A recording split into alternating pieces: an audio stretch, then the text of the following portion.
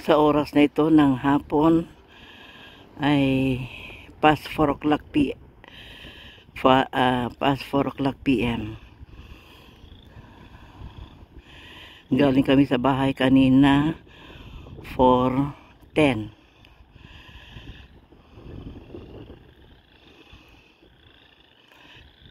Ano yung mga humuhuni diyan?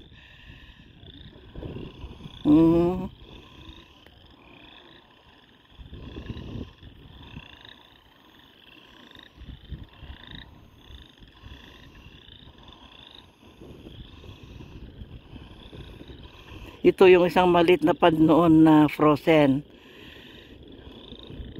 Maganda ng panahon, kaya lang hapon na ngayong lumabas kami. Kasi noon nang lumalabas kami noon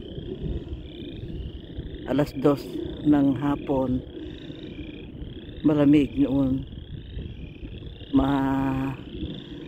Hindi kagaya ngayon na mahaba na ang araw ngayon. Noon hanggang alas 7 lumulubog na ang araw. Ngayon past 9 PM. Kanina nakita ko sa weather forecast, ang hangin ay 23 km/h at saka yung sunset 9:18 ang sunset ngayon, at yung sunrise ay 5:49. kaya ngayon ay mahaba na ang araw. Nagpapahinga kami ngayon dito galing sa bahay kanina, mga kaibigan, kasi pupunta daw kami sa circle. Malayo-layo rin doon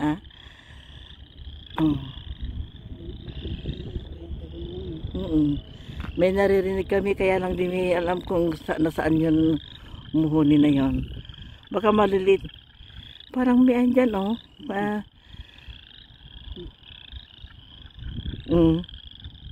parang inahin. Tik tik tik tik tik, parang yung kung manok.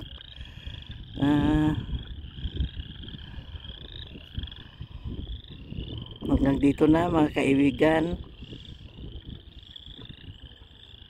Nagpahinga lang kami kaunti, saglit, galing sa bahay.